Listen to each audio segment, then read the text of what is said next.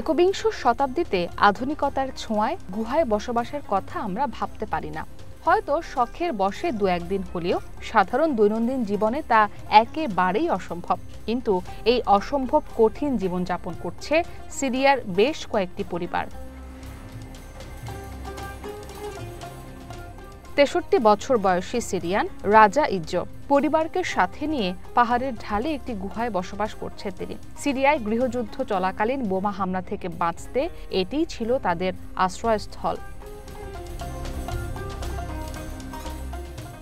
৬ বছরেরও বেশি সময় আগে প্রাণভয়ে আল লাতামনা গ্রামে পালিয়ে এসেছিলেন রাজা ইজ্জো। অনেকের সাথে সপরিবারে আশ্রয় নিয়েছিলেন ইদলিবের বাস্তুচ্যুত শিবিরে।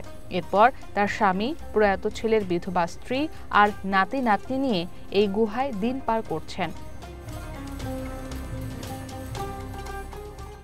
আপনার জন্য অবকাশ যাপনের আর বিনিয়োগের সেরা পছন্দ হতে পারে সল্ট বে, যেখানে বিলাস আর প্রশান্তি মিলেমিশে একাকার।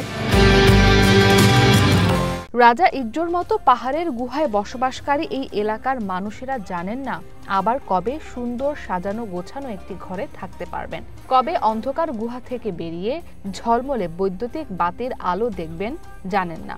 একদিন সুদিন ফিরবে সে অপেক্ষায় তারা।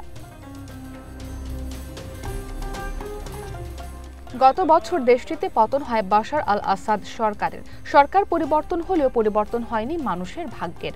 বিধ্বস্ত বাড়িঘর পুনর্নির্মাণের জন্য পর্যাপ্ত অর্থ না থাকায় স্বাভাবিক জীবনে ফিরতে পারছেন না রাজা ইজ্জোর মতো অনেক গুহাবাসী।